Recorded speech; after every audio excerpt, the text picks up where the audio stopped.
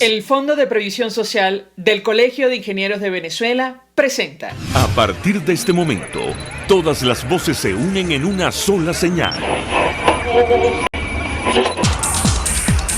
RCR presenta Conexión 750 con María Alejandra Trujillo.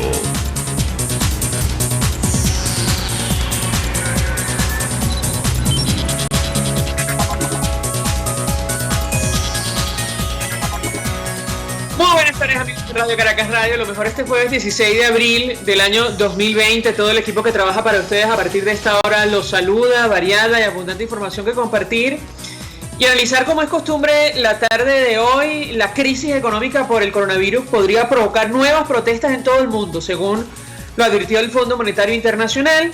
La institución aseguró que algunos países siguen siendo vulnerables ante nuevas manifestaciones, particularmente si las políticas,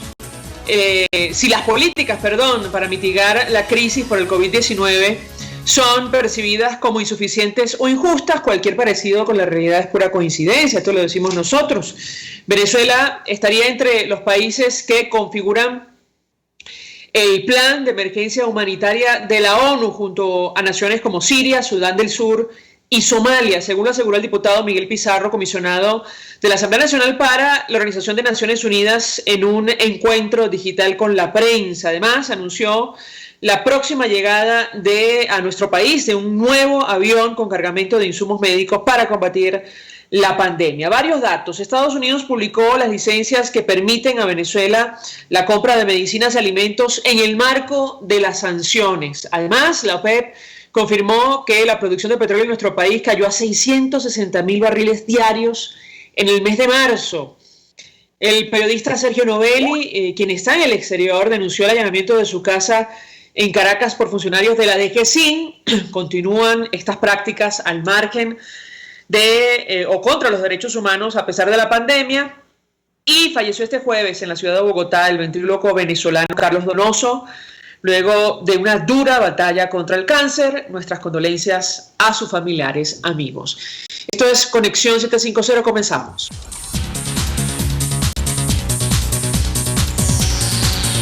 ¿Qué está pasando en este país?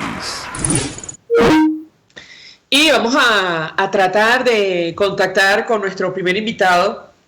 Inicialmente íbamos a tener conversación vía Skype, puede ser vía teléfono, me dirá mi equipo, y lo hacemos de esa manera. Con él vamos a hablar acerca, ya lo tenemos vía Skype, aquí lo veo, Juan Fernando Flores, asambleísta de Ecuador. Él es presidente de Creo Latino, conoce perfectamente la situación de nuestro país y recibe nuestra llamada desde Ecuador. Como siempre, gracias por atendernos. Juan Fernando, buenas tardes. Buenas tardes, un saludo desde Quito a todos los que nos están viendo y nos están escuchando. Pues mucho interés de conocer el alcance de la pandemia de coronavirus en este país. Creo que es la tercera nación en América Latina con mayor número de casos confirmados después de Brasil y de Perú. Puedo equivocarme porque hago referencia a la data de la Universidad Johns Hopkins, pero te pedí un comentario inicial, tomando en cuenta, entre otras cosas, la cantidad de venezolanos que además están residenciados allí. Te escuchamos. Bueno, en estos momentos las cifras de casos confirmados de coronavirus en el Ecuador alcanzan los 8.225 casos, siendo la provincia de Guayas, donde se encuentra la ciudad de Guayaquil, la más afectada con 5.754, es decir, el 70% de infectados. Y lamentablemente, de manera oficial, hoy ya alcanzamos la cifra de 1.000 fallecidos, siendo 403 personas fallecidas confirmadas que fueron por COVID y 632 quienes son personas que fallecieron por causas que se podría considerar dentro de lo que es el COVID a nivel nacional. Una cifra que lamentablemente nos preocupa y que sobre todo nos enluta a todo el pueblo ecuatoriano y a quienes también hacen vida en nuestro territorio. Sobre este tema, Juan Fernando, por cierto, corrijo, es el cuarto país con mayor número de casos después de Chile. Tú publicabas en redes sociales lo que está ocurriendo concretamente en Guayas y quisiera conocer los detalles que puedas compartir con nosotros al respecto sobre el número de víctimas mortales o cadáveres que han sido recogidos sin confirmación de que hayan fallecido producto del COVID-19. ¿Qué puedes comentarnos?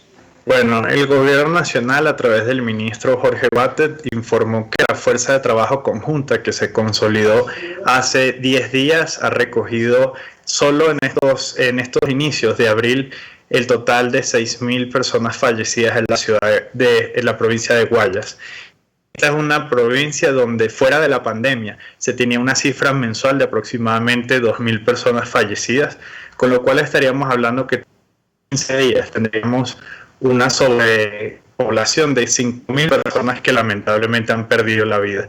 No todos son por COVID, son por distintas circunstancias. Es importante entender que los centros de salud están abarrotados y allí pueden encontrar personas de diferentes situaciones médicas, pero de las cuales sí se está tomando en consideración la situación de afectaciones respiratorias.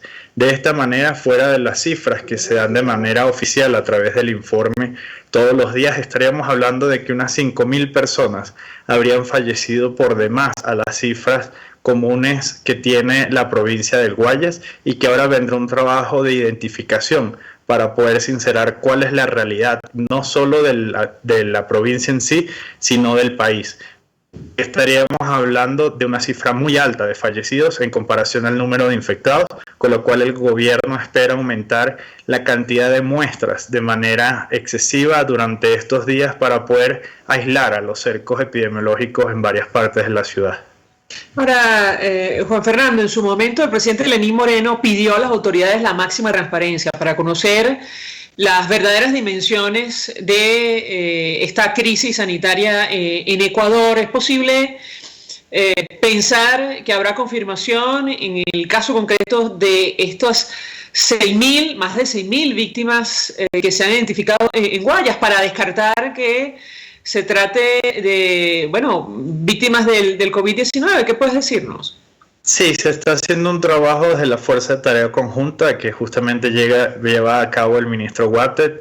Es un trabajo que no ha sido fácil. Estamos hablando de que se recogieron en los primeros días entre 150 y 200 cadáveres por día que estaban acumulados de los diferentes procesos. Ya el día de ayer varios de los centros funerarios ya dejaron de tener filas o colas de personas que estaban esperando para enterrar a sus familiares, por lo cual consideramos que el proceso de sincerar las cifras se vendrá dando obviamente mientras también haya el número de pruebas suficientes para poder hacer el proceso de verificación de las causas por las cuales fallecieron. Uno de los elementos fundamentales que Ecuador tomó como decisión es que enterraría a cualquier persona de manera digna y no como otros países han adoptado o como se pretendió hacer creer que sería a través de fosas comunes. Por lo cual el proceso obviamente es lento, es un proceso de por sí que ha sido duro para el país. Que el gobierno nacional hoy admita estas cifras habla de una realidad mucho más dura de lo que nos imaginamos, pero esperamos que la fuerza de trabajo conjunta, y así como lo ha dispuesto el presidente Lenín Moreno, en los próximos días tendremos las cifras reales, no solo de quienes han fallecido por COVID, sino de también quienes se encuentran infectados, porque debemos entender que la tasa de mortalidad también es un reflejo de la tasa de infección, por lo cual el mayor número de fallecidos también es el número mayor de infectados, con lo cual tendremos que hacer un proceso masivo para poder sincerar las cifras que hoy alcanzan los 8.000, pero seguramente son superiores a esto.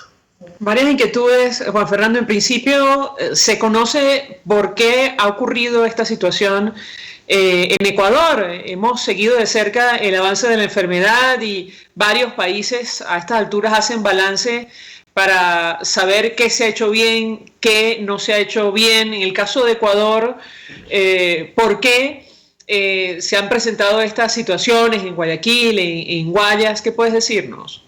La principal razón parte de dos decisiones que se tomaron quizás a destiempo. Una de ellas era el establecer las medidas de aislamiento obligatoria y otra que tiene que ver con la corresponsabilidad que tiene el pueblo ecuatoriano.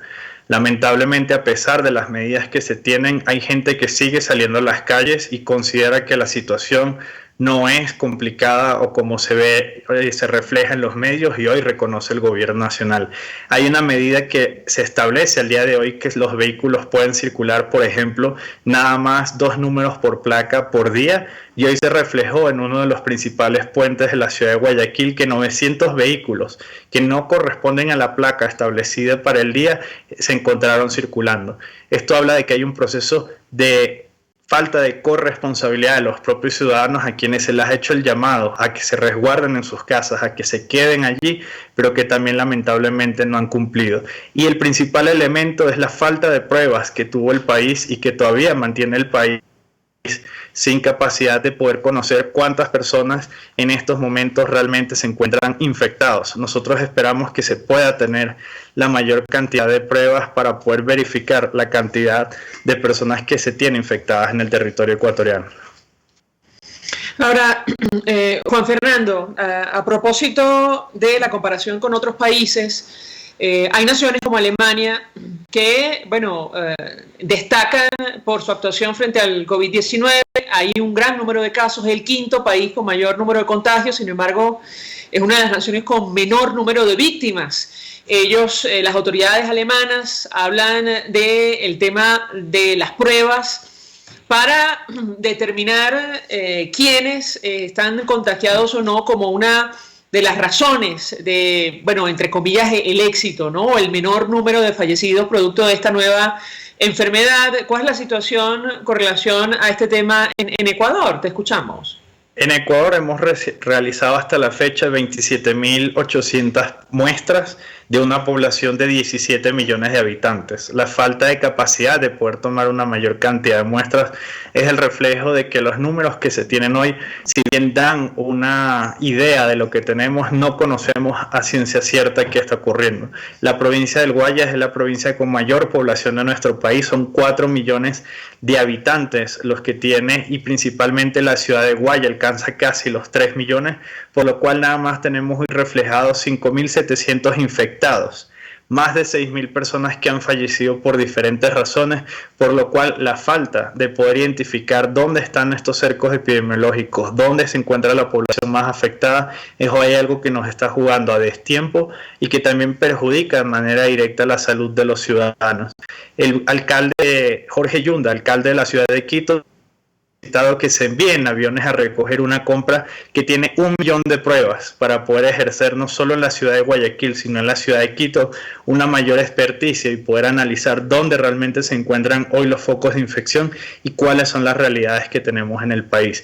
Mientras no tengamos un número de pruebas suficientes, no vamos a conocer dónde está realmente afectando el coronavirus en nuestro territorio, y es más personas las que se ven perjudicadas si siguen saliendo a las calles. Por eso el llamado que hacemos es a quedarnos en nuestras casas, a cumplir con las medidas que se han establecido para garantizar su salud y que no sean más víctimas las que siga llevándose este mortal virus que ha afectado a nuestra población, sin importar ningún tipo de distinción, tanto social como económica y mucho menos de nacionalidad.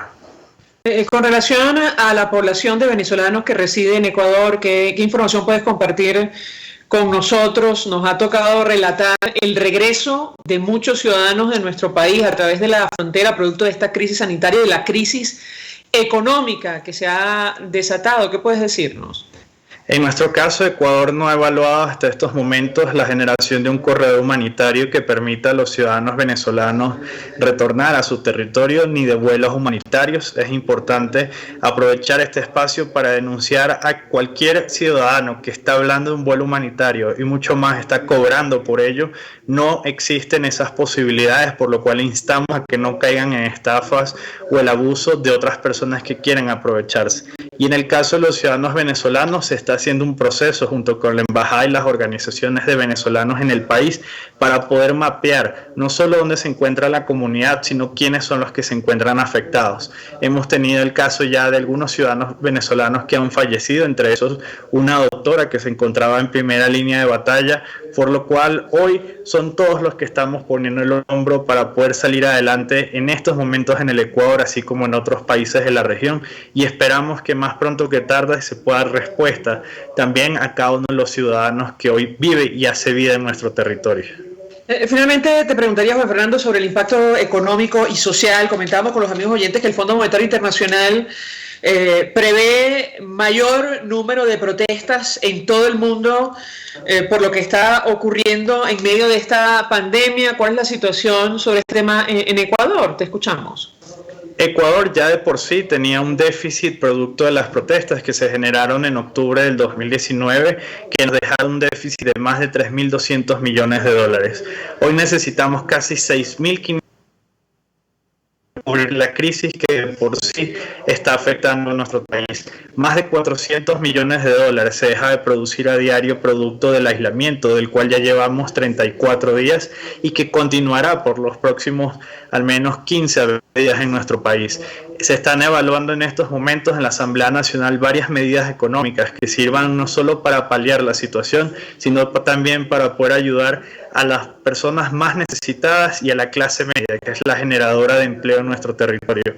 Así que lo que tenemos no solo en estos momentos es el enfrentamiento a lo que es este virus, sino a la retaliación económica que lamentablemente tendrá en un país golpeado producto de la corrupción y de lamentablemente medidas que se tomaron a destiempo y perjudican hoy nuestra economía. Juan Fernando Flores, 1.000.000 de gracias por atendernos y acompañarnos como siempre, presidente de Creo Latino, asambleísta de Ecuador por América Latina, el Caribe y África para el periodo 2017-2021, ofreciendo detalles e información valiosa acerca del impacto de esta pandemia de coronavirus en este país. Ahí residen 500.000 de venezolanos, ¿correcto, Juan Fernando? 500.000 de venezolanos. Donde residen 500.000 de venezolanos y, bueno, les ha tocado superar esta pandemia en ese territorio. Vamos a la pausa. A regreso venimos con más. Usted escucha Conexión 750 con María Alejandra Trujillo, solo por RCR 750 AM. Puede seguir nuestra programación a través de rcr.tv, la radio que se ve. Mensaje del ingeniero Kenick Navarro, presidente del FOMPRES CIB. Apreciado colega ingeniero, arquitecto y afín, el Fondo de Previsión Social del Colegio de Ingenieros de Venezuela, FOMPRES CIB, diseñó para la protección de tu salud el Sistema Integral de Previsión Social. El mismo tiene a tu disposición beneficios de la solvencia, asistencia primaria de salud, el plan de salud con coberturas de acceso VIP, todos estos planes pensando en la protección de tu familia. Para mayor información visita fomprescibe.net.be, Colegio de Ingenieros de Venezuela, construyendo futuro. Antes de empezar el día, entérese de lo que acontece en el país junto a Pedro García Otero en Titulares de la Mañana, de lunes a viernes a las 6:30 de la mañana. Acompáñelo y empiece su día bien informado. Titulares de la Mañana con Pedro García Otero, solo por RCR 750 AM, porque lo bueno une. Los temas de actualidad más relevantes son expuestos a la luz de La Linterna. Diego Bautista Urbanica le invita a formar parte de este ameno espacio de charla y análisis con una buena taza de café y al son de buena música. La Linterna, de lunes a viernes, a partir de las 2 de la tarde, por RCR 750 AM. Ruedas, motores y algo más. El primer, único y más completo programa radial dedicado por entero al fascinante mundo de los motores y la velocidad. Ahora también los sábados, a las 5 de la tarde. Los fines de semana son de Ruedas, Motores y algo más, con Alberto Hidalgo Caro, por rcr.tv, la radio que se ve. El poder de la comunicación en tus manos.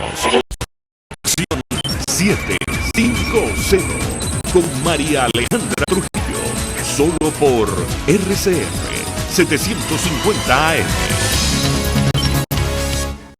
Continuamos, amigos, en Conexión 750 y como parte de las medidas anunciadas en nuestro país, bueno, ha decidido el equipo de Nicolás Maduro que el año escolar termine a través de Internet o con el uso de herramientas digitales para ello. Un país como Venezuela, con probablemente la peor conexión a Internet de América Latina, pero además, tomando en consideración la situación, la dura situación económica de los docentes en nuestro país. Hace algunos días comentábamos la protesta virtual que protagonizaron justamente pidiendo mejores condiciones de trabajo, mejores salarios. El mínimo, para que se hagan una idea, está solo por encima de $10 en Venezuela.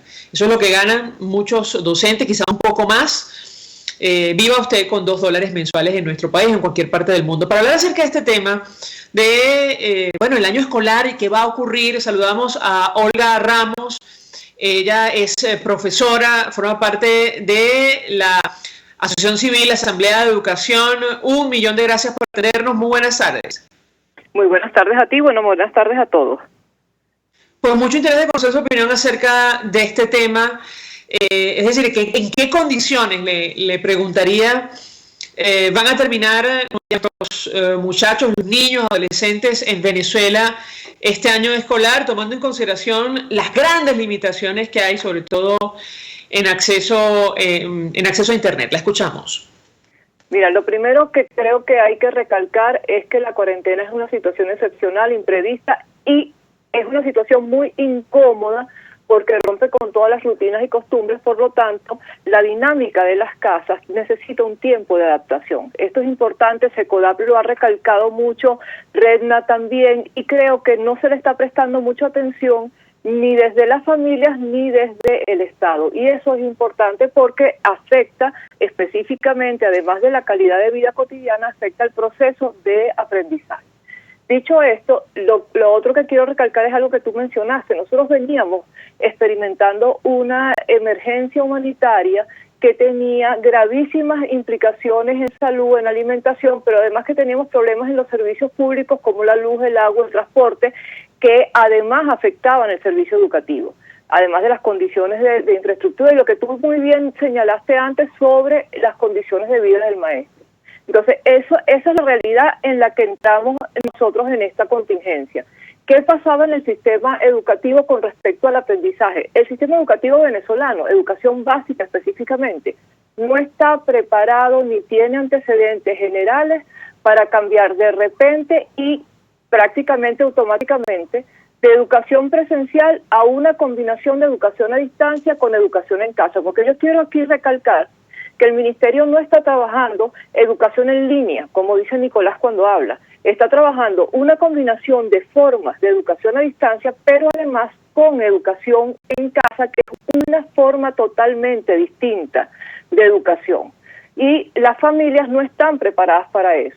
Entonces, los docentes, las familias y las personas, los niños a nivel nacional, tienen condiciones de vida muy diferentes que hacen que su posibilidad de aprendizaje o la posibilidad de las familias de acompañar el aprendizaje y de los docentes de comunicarse con las familias y de diseñar los materiales, las estrategias, las herramientas para poder dar educación a distancia sean muy precarias y además muy variables a nivel nacional. Entonces, si nosotros vemos cosas como, por ejemplo, la experiencia en el Zulia y la experiencia en el Delta, las posibilidades de atenderlos en cada caso y en cada zona específica de esos dos estados a la población varían desde educación en línea hasta educación de la que uno conocía antes como educación a distancia por correo, que te llevan el material, tú lo estudias y devuelves el material con las respuestas. O sea, un material físico, porque hay gente en este país, y creo que esto es importante recordarlo también, que está en zonas donde no llega la señal de televisión, donde no llega señal de radio, pero hay familias que, aunque estén en esas zonas, no tienen televisión y no tienen radio. Entonces, no es solamente el problema de la educación en línea que ha generado mucho debate si tenemos o no tenemos acceso a Internet, sino que es que las fórmulas de educación a distancia más viejas y además más sencillas, esas tampoco necesariamente llegan a todo el mundo. Y más, por ejemplo, si hablamos de que la que tiene mayor cobertura es la televisión y la radio, si los programas son como el que están pasando en televisión en estos días, pues obviamente deja mucho que desear, en algunos casos específicos por los contenidos, pero en términos generales porque están comprimidos en el tiempo, tienen 45 minutos, inicialmente era para todos los niveles, ahora dividieron 45 minutos para inicial y primaria y 45 minutos para media, general y diversificada en programas separados, pero igual no da tiempo. Entonces, por cierto, un dato importante. Ayer se entabló todo un debate sobre los programas de antes de ayer, del 14 y del 15, porque habían tenido errores conceptuales graves. El Ministerio de Educación los desactivó el acceso a esos programas hoy. Nosotros estamos esperando que eso sea porque los van a sustituir por un programa que no tenga esos errores, porque se les pasó. Y entonces aquí vamos al otro punto. La educación a distancia no es vamos a resolverlo como vaya viniendo, vamos viendo. La educación a distancia requiere una planificación, requiere tener procesos, requiere tener una serie de materiales, y cuando tú haces programas en video o en radio, tú necesitas un guión que esté muy bien preparado y además muy bien supervisado. Esos programas que sacaron del aire no tenían un guión bien estructurado y no los tenían supervisados. Entonces, lo que nosotros tenemos en este momento es la apuesta porque se termine el año escolar en las fechas que deberían haberse terminado si estuviéramos en contingencia. Y entonces aquí es donde volvemos a tocar un punto central. La realidad es que nosotros no tenemos el sistema con las condiciones para dar educación a distancia. La realidad es que no tenemos el tiempo para que las familias aprendan y los docentes se pongan al día y que se pueda desarrollar para que termine el año escolar como termina todos los años. La realidad implicaba reprogramar el año escolar. De hecho, si el ministerio hubiera comenzado con tomarse una semana, un par de semanas, para rediseñar, y en esas semanas decir, estas 2 semanas van a ser para repaso en casa, trabaje con sus estudiantes lo que vieron en las últimas semanas para que vea por dónde van, para que se familiarice con el proceso. Entonces, en ese tiempo, generas un equipo de trabajo serio y generas alternativas, comienzas a diseñar y comienzas a darle herramientas a los docentes para que puedan trabajar. Otro gallo cantaría hoy. Todavía estamos a tiempo para hacerlo, pero eso significaría asumir que el año escolar tiene que reprogramarse. Eso es lo más serio que puede hacer el Ministerio de Educación en este momento. Si no lo hace, lo que estamos haciendo es poniendo en riesgo la formación de nuestros muchachos, porque también hay gente que dice, no, bueno, vamos a darle lo esencial. De hecho, en estos días Aristóbulo lo decía en una entrevista en televisión, vamos a buscar los contenidos esenciales, los fundamentales, los más importantes. Y la pregunta es, ¿y los que no son más importantes se omiten? ¿No eran necesarios? ¿Los podemos eliminar? ¿O se van a recuperar en algún momento? Porque la formación tiene que ser completa. Un bachiller cuando se gradúe tiene que ser bachiller, no un bachiller a medias porque le tocó vivir la contingencia del coronavirus y no pudo ver ciertas cosas. Entonces, ese tipo de decisiones pasan por mucha seriedad y en este momento se requiere que, así como el Ministerio sacó del aire los 4 programas que tenían defectos gravísimos en el contenido, rectifique y diga, vamos a reprogramar el año escolar y vamos a rediseñar lo que estamos haciendo. Si me permite hablar, Ramos, tenemos un extracto de uno de esos programas, probablemente uno de los videos más comentados ayer en redes sociales de esta, aparentemente educadora, hablando de la hidroeléctrica del Guri. Vamos a escuchar lo que dijo, que es una falsedad absoluta, y yo le pediría un comentario.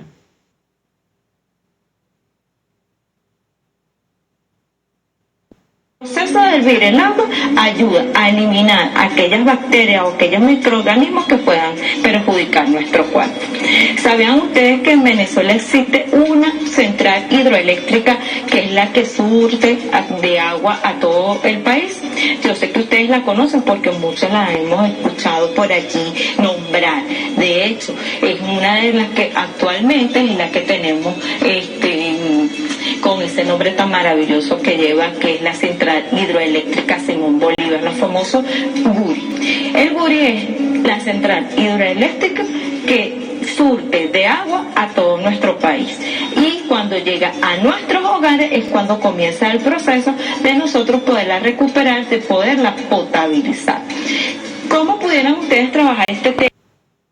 Bueno, Yo le pedí un comentario a nuestra invitada, porque no sé yo, a estas alturas, al menos no lo he visto, si el ministro ofreció algún tipo de explicación al respecto, si en este canal del Estado que se financia con el recurso de los venezolanos hubo rectificación. ¿Qué puede decirnos sobre este tema? Muchos niños que habrán visto esto se habrán quedado con una idea falsa, una falacia con relación a la central hidroeléctrica Simón Bolívar del Guri. ¿Qué puede decirnos?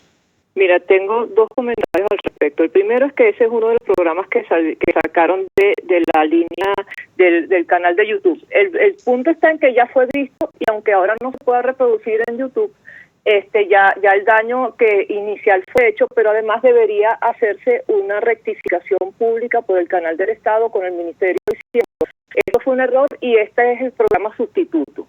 Eso es importantísimo y no pasó, pero todo el mundo se refiere a la información errónea sobre el Guri.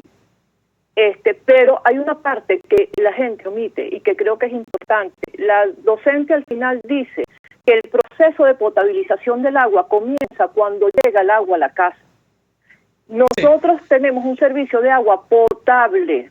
A la casa tiene que llegar agua que esté potabilizada previamente. Si usted se mete en la ducha, el agua que sale, usted se puede bañar porque está potabilizada. Si no, no la puedes utilizar. Entonces, eso es como trasladarle a la familia una responsabilidad adicional. Si usted se quiere bañar y tener las condiciones sanitarias para ello, tiene que potabilizar el agua. Si usted quiere cocinar y tener las condiciones sanitarias para ello, tiene que potabilizar el agua. No, señor. O sea, el agua tiene que venir potabilizada. Entonces, yo puedo pensar que es otro error de la docente, pero también puedo pensar que es el traslado de la responsabilidad, así como se le trasladó la responsabilidad del mantenimiento escolar del ministerio a las familias con un programita que se instrumentaba cada 3 meses para que las familias trabajaran en la reparación de las escuelas sin el apoyo del ministerio, que es el que era responsable de ello. Entonces, fíjate que hay como varias cosas mezcladas, pero lo importante allí es que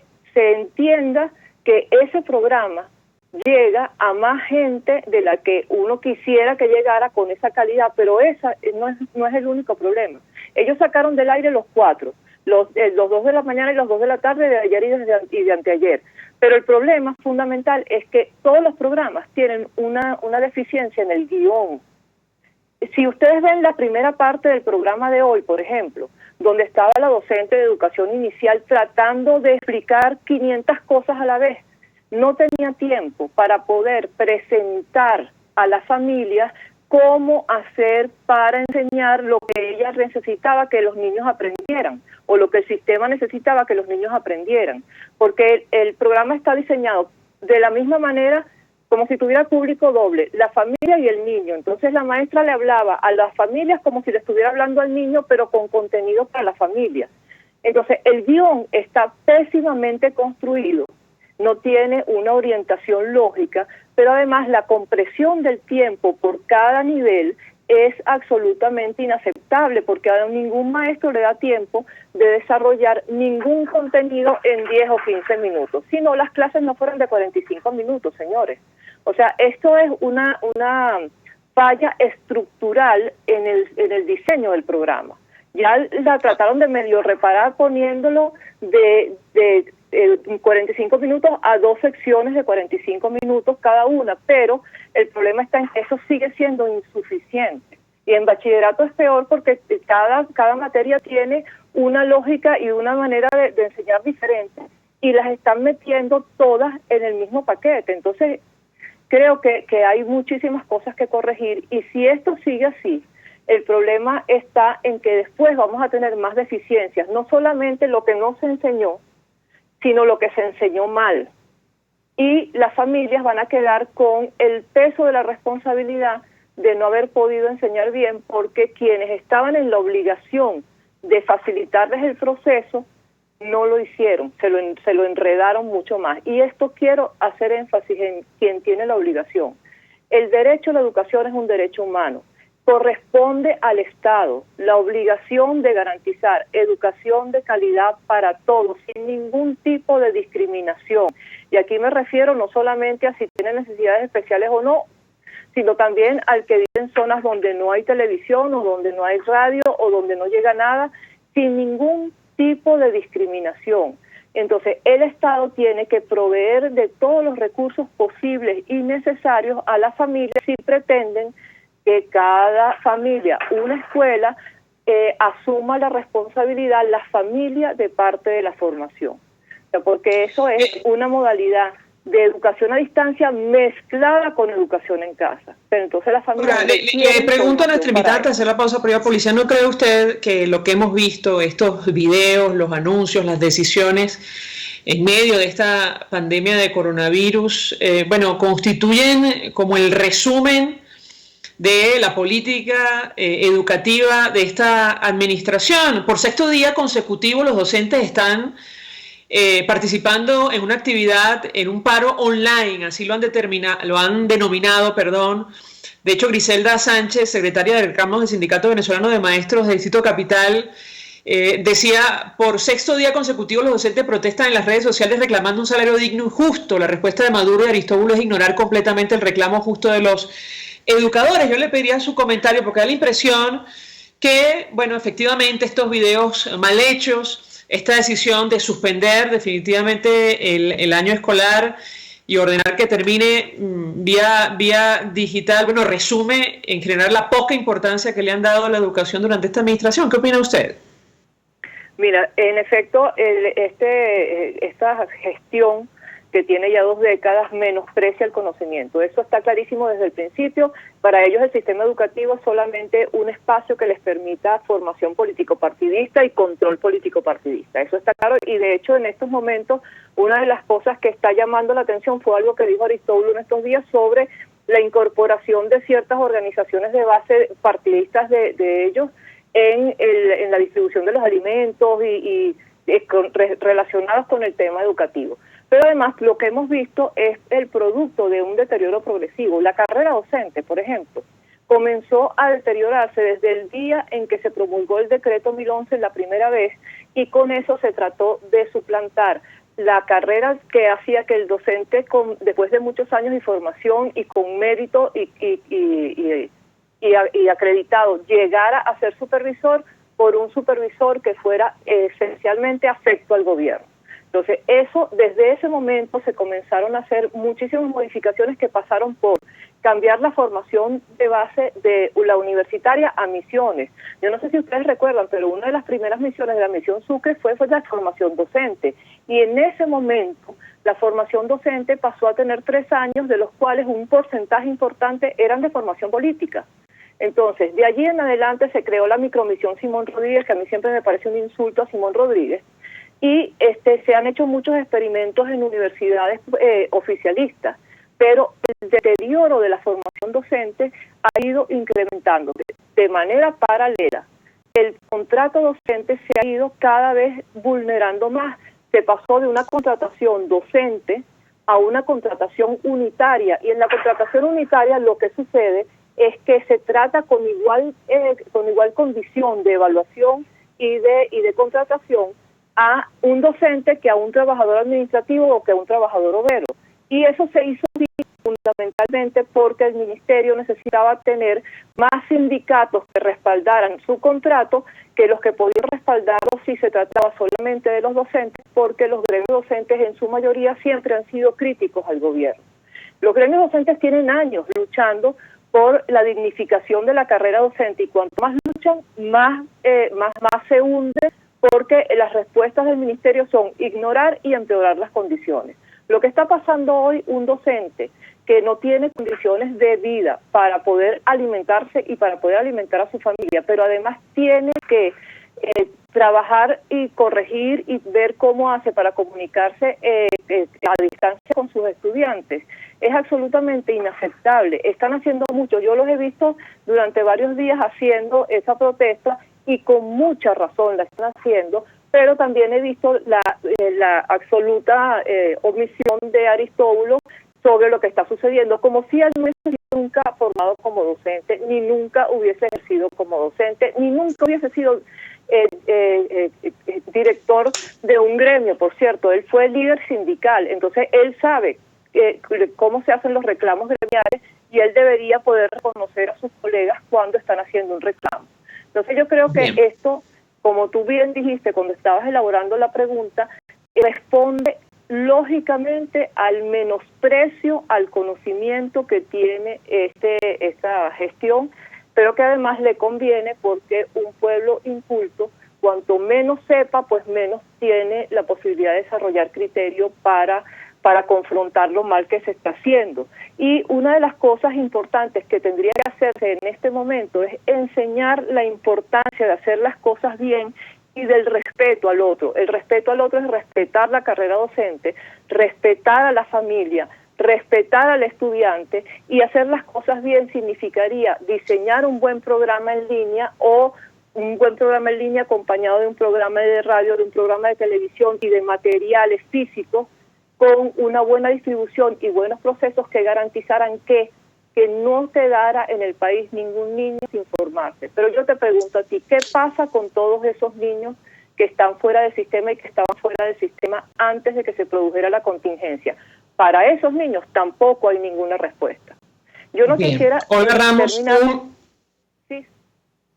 No, perdón que la interrumpa, es que se nos ha agotado el tiempo. Yo le agradezco profundamente habernos acompañado la tarde de hoy. Es miembro de la Asociación Civil Asamblea de Educación, es profesora, expresando opinión acerca de este tema. Hablamos del impacto de la pandemia, la cuarentena, las medidas que han anunciado con relación a nuestros pequeñitos, los adolescentes, y bueno, la pregunta que nos hacíamos de cómo van a terminar este año escolar. Creo que nuestra invitada lo ha respondido perfectamente. Vamos a la pausa, al regreso venimos con más.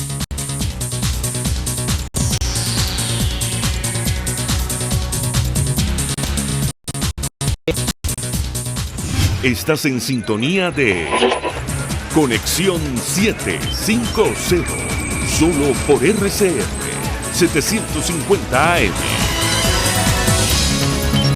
Sintonícenos a través de Periscope, @RCR750, la radio que se ve. Mensaje del ingeniero José Peraza, tesorero del FOMPRES CIB. Estimado colega ingeniero, arquitecto y profesional afín, el Colegio de Ingenieros de Venezuela y el Fondo de Previsión Social, preocupado por la salud de tu familia, ha diseñado un sistema de salud integral que coloca a tu disposición y que contiene asistencia primaria de salud, ambulancia, hospitalización, cirugía, oftalmología, dermatología, fisioterapia, psicología, odontología, farmacia y funerario. Para mayor información, visítanos a nuestros portales cibet.net.be, fomprescibet.net.be, Colegio de Ingenieros de Venezuela, construyendo futuro.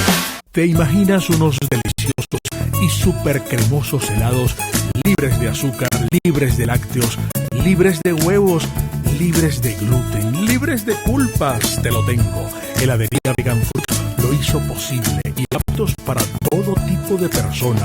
Los heladitos Vegan Fruit los encuentras en los mejores supermercados y tiendas de delicateces. Síguelos en las redes. @heladería Vegan Fruit. Amor vegano y cremoso. RCR 750 AM, porque lo bueno une.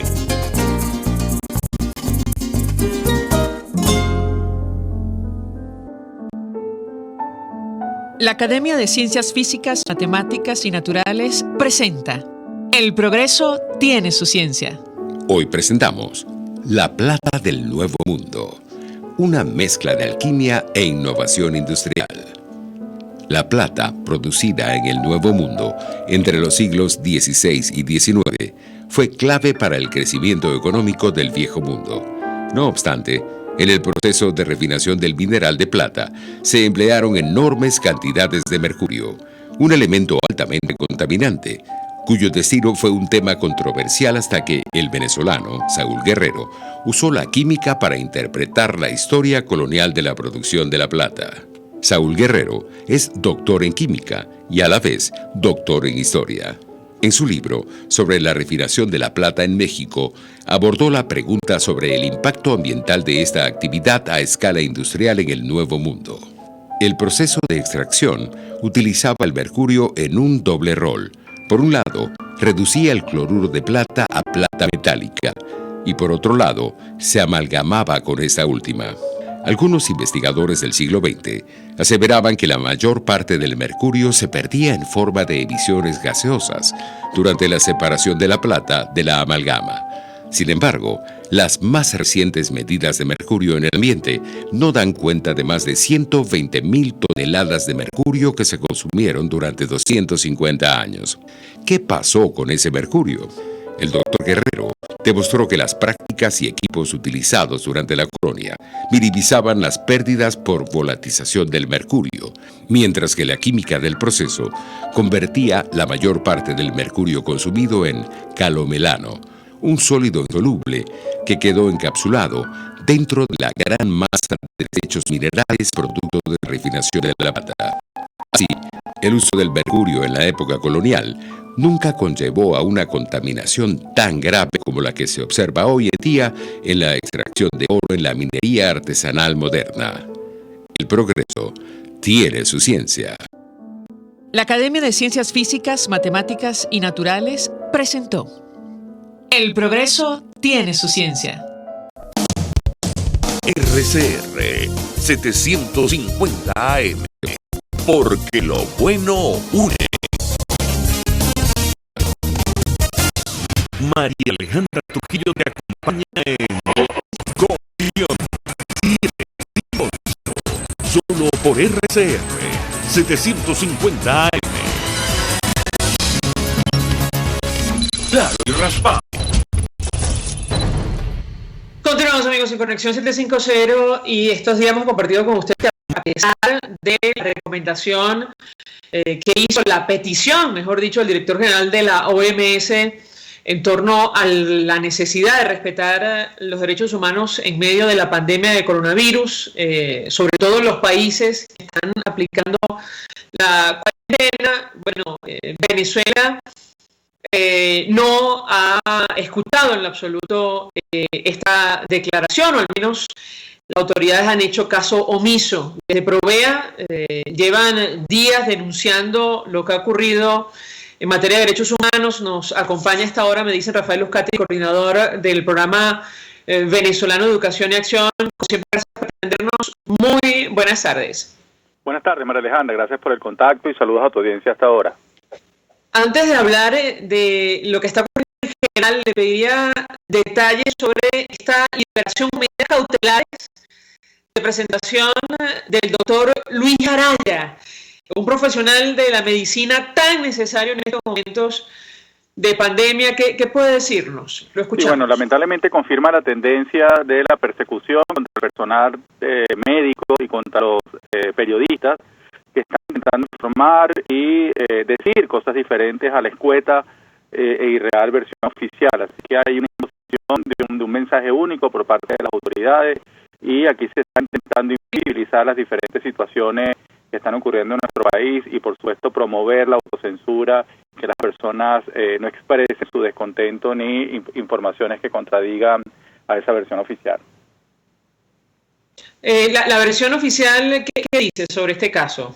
No, es que el gobierno asegura que la situación está controlada, que se ha logrado bajar la curva de contagio, cosa que cuando uno conversa en privado con especialistas de la medicina, lamentablemente no coinciden con esa apreciación. Ojalá fuera verdad que en Venezuela no vamos a tener ese impacto tan terrible que han tenido otros países con respecto a la epidemia.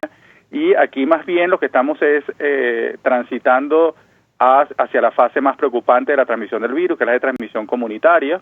Es el cuarto nivel según la Organización Mundial de la Salud. Aquí vamos a ir caminando un crecimiento lineal a un crecimiento exponencial en los próximos días, en donde vamos a tener una cantidad de casos importantes y donde lamentablemente la infraestructura hospitalaria de nuestro país no está preparada.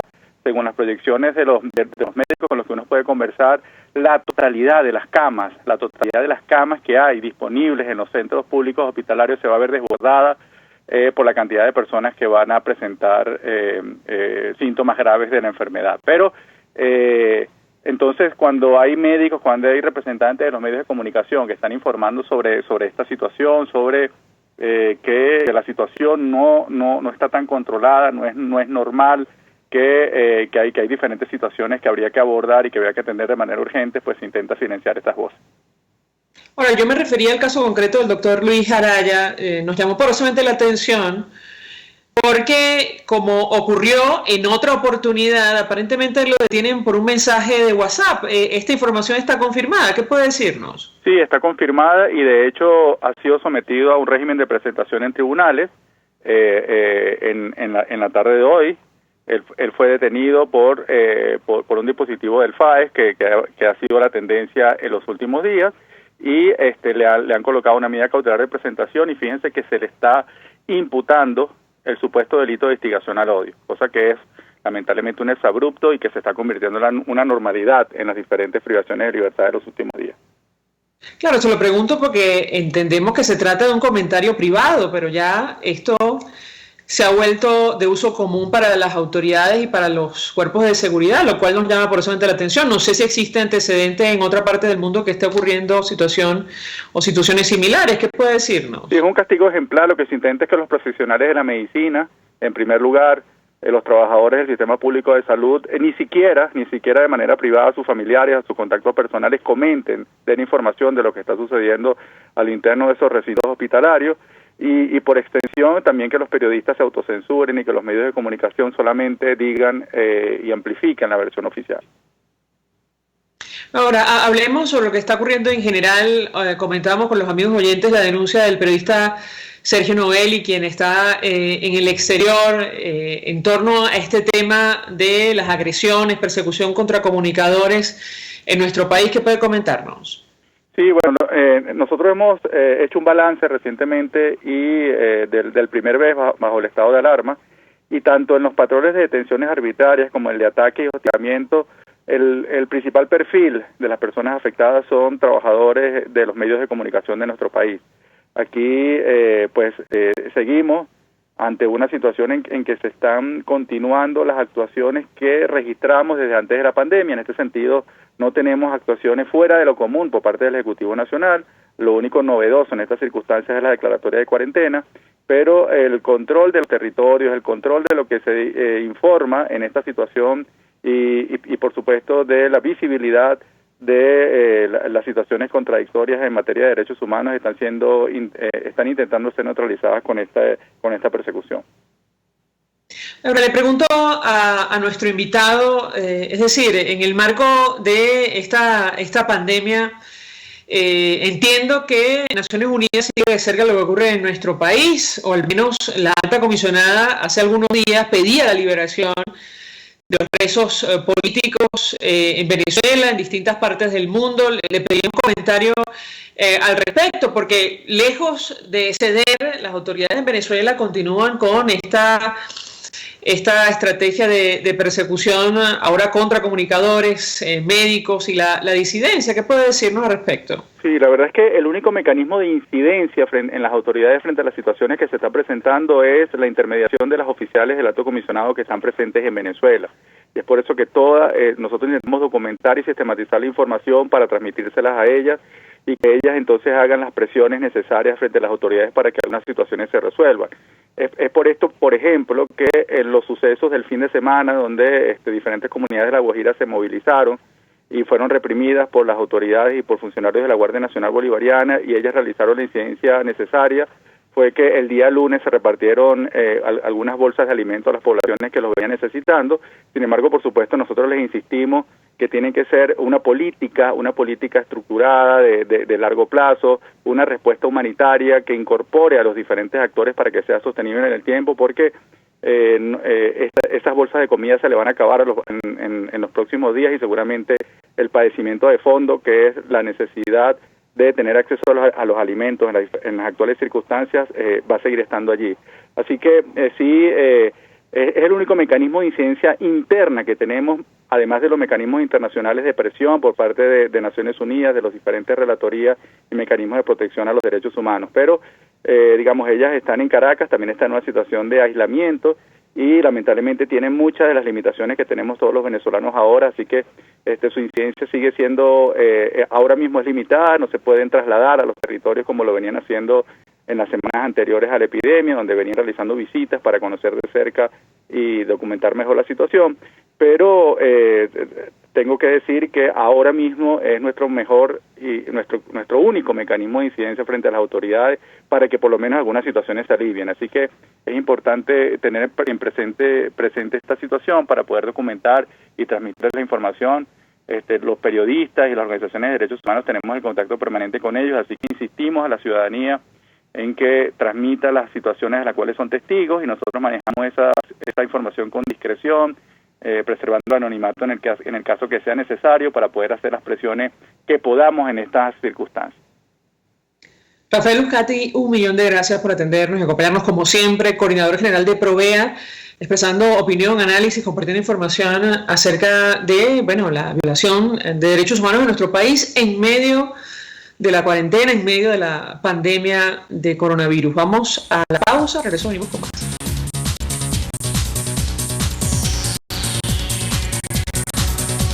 Escuchamos Conexión 750, solo por RCR 750 AM. Puedes seguirnos en nuestras redes sociales. En Twitter, @RCR750, la radio que se ve. Mensaje del ingeniero José Peraza, tesorero del FOMPRES CIB. Estimado colega ingeniero arquitecto y profesional afín, el Colegio de Ingenieros de Venezuela y el Fondo de Previsión Social, preocupado por la salud de tu familia, ha diseñado un sistema de salud integral que coloca y que contiene asistencia primaria de salud, ambulancia, hospitalización, cirugía, oftalmología, dermatología, fisioterapia, psicología, odontología, farmacia y funerario. Para mayor información, visítanos a nuestros portales cib.net.be, fomprecib.net.be, Colegio de Ingenieros de Venezuela, construyendo futuro. Mis amigos, una empresa comprometida y responsable con su personal es una empresa segura, y Produzca es la compañía pionera en Venezuela que ofrece la mayor cantidad de equipos de comprobada calidad para garantizar la seguridad integral de toda la nómina industrial de cualquier empresa. El catálogo de Produzca es inmenso, todo tipo de guantes, cascos, accesorios y productos varios de protección para tu personal. Conoce más de Produzca en www.produzca.com. Seguridad en tu empresa de los pies a la cabeza. El poder de la comunicación en tus manos. Conexión 750 con María Alejandra Trujillo. Solo por RCR 750 AM. Continuamos, amigos, en Conexión 750. Hablamos con información. El presidente Jair Bolsonaro de Brasil destituyó al ministro de Salud en plena crisis del coronavirus. Así lo destaca el país de España. Mandetta, el apellido del ministro, un médico, dice la nota, que apela a la ciencia, era un firme partidario del aislamiento social que el presidente quiere relajar para reactivar la economía. Habrá que ver qué ocurre. Es una discusión que está abierta en todo el mundo. De hecho, me parece que hoy el presidente de los Estados Unidos, Donald Trump, se va a referir a este tema, según lo ha publicado medios de comunicación de los Estados Unidos. Va a ofrecer como una hoja de ruta para la reactivación de la economía en ese país y, entre otras cosas, para evitar la discusión con algunos gobernadores que están combatiendo en sus estados o están lidiando con el mayor número de casos. Aparentemente va a dejar la libertad para que ellos decidan la fecha de reapertura. En general, el presidente norteamericano ha hablado de inicios de mayo, del mes de mayo, para que se implementen estas medidas. En el caso concreto de Brasil, es el país de América Latina que tiene ahora mismo mayor número de casos según la Universidad Johns Hopkins. Nosotros nos despedimos y lo hacemos a nombre de Jaime Estares de la Dirección General de la Estación, en la gerencia de producción Willy Charcaña, en la producción César Umbría, en los controles Víctor Mejías, quien tuvo el inmenso placer de acompañarle, María Alejandra Trujillo.